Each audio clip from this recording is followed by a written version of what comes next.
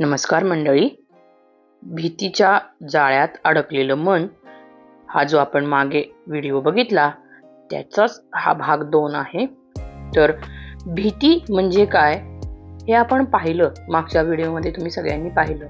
पण ती भीती कशामुळे वाटते, काय कारण असतात, लोक कोणत्या कोणत्या प्रकारे, कशामुळे, का भीती वाटती, याची कारणं आपण ह्या व्हिडिओमध्ये पाहणार आहोत.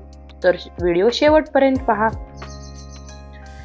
सतत भीती का वाटते आपल्याला याची कारणं पाहूया आपण. पहिलं कारण ताणतणाव. म्हणजे काय? तीव्र किंवा दीर्घकाळाचा ताण हे चिंतेचं कारण असतं.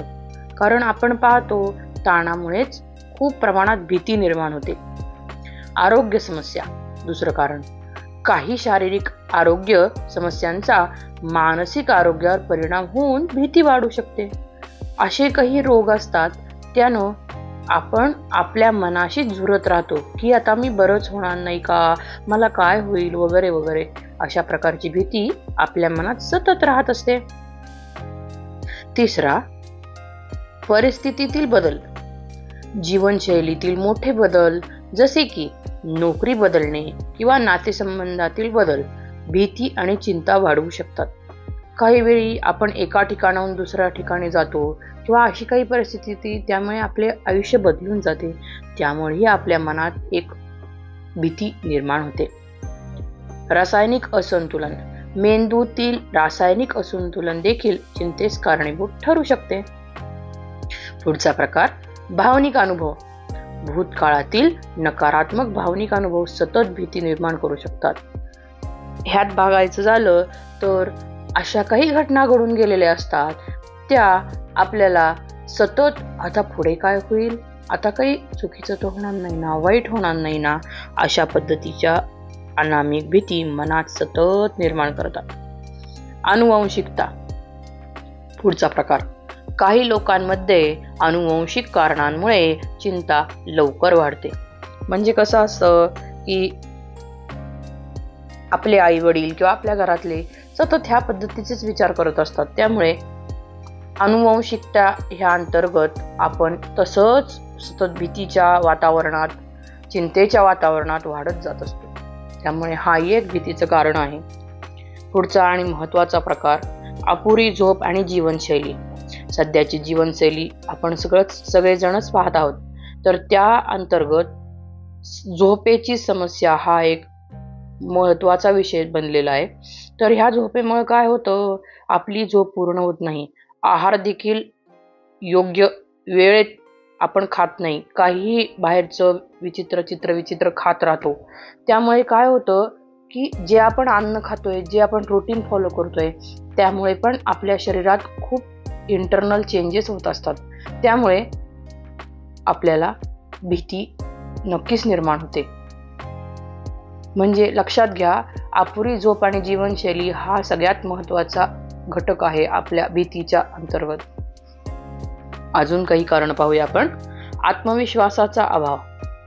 काय असतं, बऱ्याचदा एखादी गोष्ट करण्यासाठी आपलं मन जे असतं ना, ते एक हे देत असतं गोष्टीचं की मला हे जमणार नाही. तर आपण स्वतः आत्मविश्वास काही बाबतीत ठेवत नाही की मला हे जमणारच नाही. मग त्यामुळेही भीती निर्माण वाढते.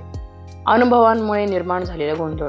काय होतं, काही वेळा दुःखद घटना घडलेली असती, काही वेळा काही चुकीच्या गोष्टी घडलेल्या असतात, त्याचा परिणाम मनावर खोल होत असतो.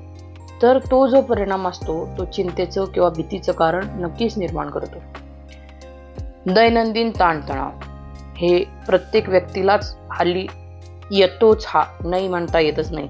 दिवसभरात आपण जे काम करतो, ज्या लोकांसोबत राहतो किंवा पैसे कमवण्यासाठी जे आपण करिअर निवडले त्यामध्ये जे काम करतो किंवा आपल्या रोजच्या शारीरिक संदर्भातल्या ज्या काही गोष्टी आहेत, तर ह्या ज्या गोष्टी मी आत्ता बोलले, काम, नाती, पैसा, आरोग्य, या बाबतीत प्रत्येकालाच ताण आहेच. कोणीच असं नाही की ज्याला ताण नाही आहे. जे आपलं रोजचं दैनंदिन कामकाज आहे, त्या दैनंदिन कामकाजात आपल्याला खूप जास्त लेवलचं काम करावं लागत असल्यामुळे ह्या गोष्टींवर आपल्याला नक्कीच चिंता आणि भीती निर्माण होतेच. मनाची सवय, पुढचा प्रकार. काही वेळा कसं असतं, मन एकच प्रकारचा विचार पुन्हा पुन्हा पुन्हा पुन्हा पुन्हा पुन्हा करत राहतं. त्यामुळे म्हणजे हे वाईटच होणार, मग हे असं होईल का, तसं होईल का, त्यामुळे काय होतं, भीती अधिक प्रमाणात गहिरी होत राहते.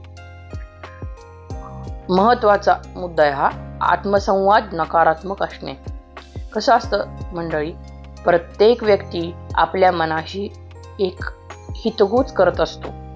तो जेव्हा एकट्यात बसलेला असतो, कोणताही व्यक्ती, तेव्हा तो आपल्या मनाशी नक्कीच बोलत राहतो. मग तो जो आत्मसंवाद असतो तो चुकीच्या पद्धतीने काही वेळा होत असतो. म्हणजेच काय, मी असफल होईल, माझ्यामुळे काहीतरी वाईट होईल, मी कुणाच्या तरी वाईटाचं कारण बनेन, हा जो आपण जे मनाला सतत सतत सांगत राहतो ना, त्यामुळे हे असे विचार मनात सतत सुरू राहतात. त्यामुळेच आपल्याला भीती निर्माण होते. बघा मग मंडळी, आपण जे रोज आयुष्य जगतोय त्या आयुष्यात आपण कोणकोणत्या कारणामुळे भीती निर्माण करतोय आपण स्वतःशीच, आणि ह्या भीतीचं रूपांतर मग शारीरिक त्रासात होतंय, मानसिक त्रासात होतंय. मग आपण का भीती निर्माण करतोय? होणारी घटना, घडून गेलेली घटना घडणारच आहे. आपण भिवून किंवा विचार करून त्यात काही बदलच होणार नाही. मग आपल्या हातात काय आहे? जे घडून गेलंय त्याचा योग्य विचार करून पुढे ते वाईट गोष्ट घडणार नाही, आणि आत्ताचं आयुष्य आपण कसं चांगलं जगू, या गोष्टीचा आपण विचार केला पाहिजे. आणि प्रत्येकानं ह्या वरची जी मी कारणं सांगितली, जे प्रकार सांगितले कारणांचे, त्याचा नक्की विचार करा. आणि आपण कोणत्या विचारांनी त्रास देतोय आपल्या मनाला, का त्रास करून घेतोय, ह्याचा विचार करा आणि पुढच्या भागाची वाट पहा. या ज्या कारणांचा विचार करून आपण काय उपाय करू शकतो, हा पुढचा व्हिडिओ मी तुमच्याबरोबर लवकरच आणत आहे. तर अशा छान छान गोष्टी ऐकण्यासाठी माझ्या चॅनलला लाईक करा, शेअर करा, सबस्क्राईब करा. धन्यवाद. खूप आनंदी राहा.